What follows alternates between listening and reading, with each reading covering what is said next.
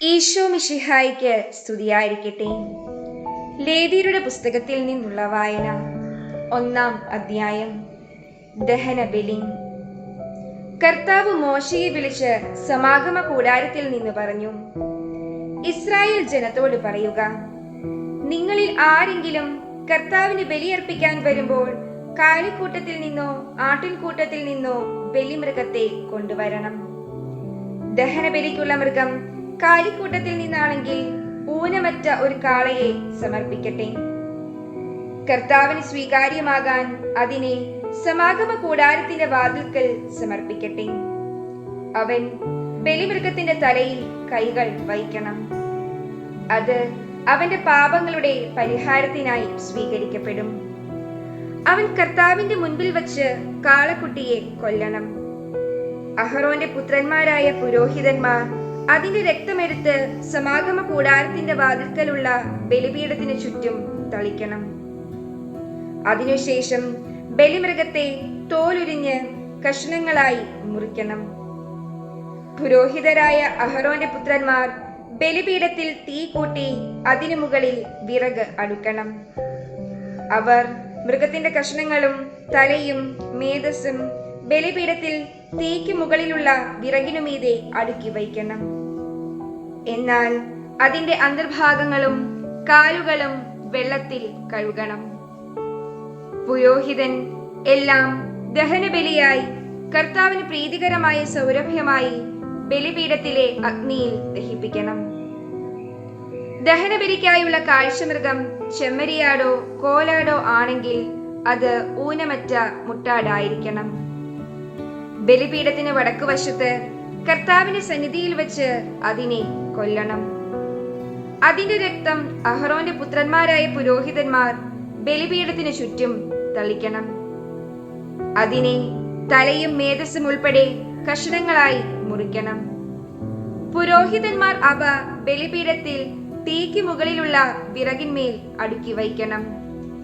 എന്നാൽ അതിന്റെ അന്തർഭാഗങ്ങളും കാലുകളും വെള്ളം കൊണ്ട് കഴുകണം. പുരോഹിതൻ അത് മുഴുവൻ ബലിപീഠത്തിൽ വെച്ച് ദഹിപ്പിക്കണം. അതൊരു ദഹനബലിയാണ്, അഗ്നിയിലുള്ള ബലിയും കർത്താവിന് പ്രീതികരമായ സൗരഭ്യവും. ദഹനബലിയായി പക്ഷിയെയാണ് അർപ്പിക്കുന്നതെങ്കിൽ അത് ചെങ്ങാലിയോ പ്രാവിൻ കുഞ്ഞോ ആയിരിക്കണം. പുരോഹിതൻ അതിനെ ബലിപീഠത്തിൽ കൊണ്ടുവന്ന് കഴുത്ത് പിരിച്ച് മുറിച്ച് ബലിപീഠത്തിൽ വെച്ച് ദഹിപ്പിക്കണം. രക്തം ബലിപീഠത്തിന്റെ പാർശ്വത്തിൽ ഒഴുക്കിക്കളയണം.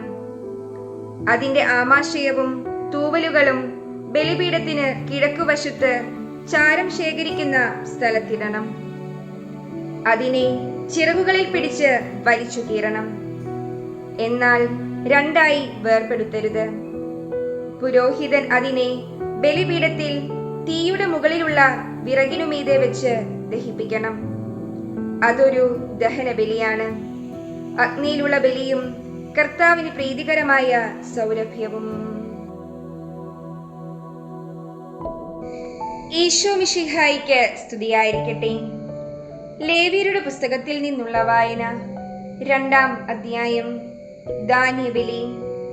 ആരെങ്കിലും കർത്താവിന് ധാന്യബലി അർപ്പിക്കുന്നെങ്കിൽ ബലിവസ്തു നേർമയുള്ള മാവായിരിക്കണം. അതിൽ എണ്ണയൊഴിക്കുകയും കുന്തുരുക്കമിടുകയും ചെയ്യണം. അത് അഹറോന്റെ പുത്രന്മാരായ പുരോഹിതരുടെ മുൻപിൽ കൊണ്ടുവരണം. പുരോഹിതൻ ഒരു കൈ മാവും എണ്ണയും കുന്തുരുക്കം മുഴുവനും എടുത്ത് സ്മരണാംശമായി ബലിപീഠത്തിൽ ദഹിപ്പിക്കണം. അത് അഗ്നിയിലുള്ള ബലിയും കർത്താവിന് പ്രീതികരമായ സൗരഭ്യവുമായിരിക്കും. ധാന്യബലി വസ്തുവിൽ ശേഷിച്ച ഭാഗം അഹറോനും പുത്രന്മാർക്കുമുള്ളതാണ്. കർത്താവിനുള്ള ദഹനബലികളിൽ ഏറ്റവും വിശുദ്ധമാണിത്. ധാന്യബലിക്കുള്ള കാഴ്ചവസ്തു അടുപ്പിൽ ചുട്ടെടുത്തതാണെങ്കിൽ അത് നേരിയ മാവിൽ എണ്ണ ചേർത്തുണ്ടാക്കിയ പുളിപ്പില്ലാത്ത അപ്പമോ എണ്ണ പുരട്ടിയ പുളിപ്പില്ലാത്ത അടയോ ആയിരിക്കണം. നിന്റെ ധാന്യബലിക്കുള്ള കാഴ്ചവസ്തു വറചട്ടിയിൽ പാകപ്പെടുത്തിയതാണെങ്കിൽ അത് പുളിപ്പില്ലാത്ത നേരിയ മാവിൽ എണ്ണ ചേർത്തുണ്ടാക്കിയതായിരിക്കണം. കഷണങ്ങളായി മുറിച്ച് അതിൽ എണ്ണയൊഴിക്കണം. അത് ഒരു ധാന്യബലിയാണ്. ധാന്യബലിക്കുള്ള കാഴ്ചവസ്തു ഉരുളിയിൽ പാകപ്പെടുത്തിയതാണെങ്കിൽ അത് നേരിയ മാവിൽ എണ്ണ ചേർത്ത് ഉണ്ടാക്കിയതായിരിക്കണം. ഇവ കൊണ്ടുണ്ടാക്കിയ ധാന്യബലി കർത്താവിന് കൊണ്ടുവരുമ്പോൾ അത് പുരോഹിതനെ ഏൽപ്പിക്കണം. അവനത് ബലിപീഠത്തിലേക്ക് കൊണ്ടുവരണം. പുരോഹിതൻ ധാന്യബലിയിൽ നിന്ന് സ്മരണാംശമെടുത്ത് ബലിപീഠത്തിൽ വെച്ച് ദഹിപ്പിക്കണം. അത് അഗ്നിയിലുള്ള ബലിയും കർത്താവിന് പ്രീതികരമായ സൗരഭ്യവുമായിരിക്കും. ധാന്യബലി വസ്തുവിൽ ശേഷിക്കുന്നത് അഹരോനും പുത്രന്മാർക്കുമുള്ളതാണ്. കർത്താവിനുള്ള ദഹനബലികളിൽ ഏറ്റവും വിശുദ്ധമാണിത്. കർത്താവിന് നിങ്ങൾ കൊണ്ടുവരുന്ന ധാന്യബലി പുളിപ്പ് ചേർത്തതായിരിക്കരുത്. ദഹനബലിയായി പുളിമാവോ തേനോ അർപ്പിക്കരുത്.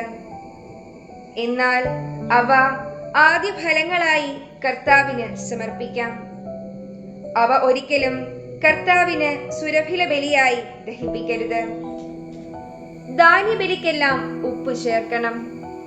ധാന്യബലിയിൽ നിന്ന് നിന്റെ ദൈവത്തിന്റെ ഉടമ്പടിയുടെ ഉപ്പ് നീക്കിക്കളയരുത്.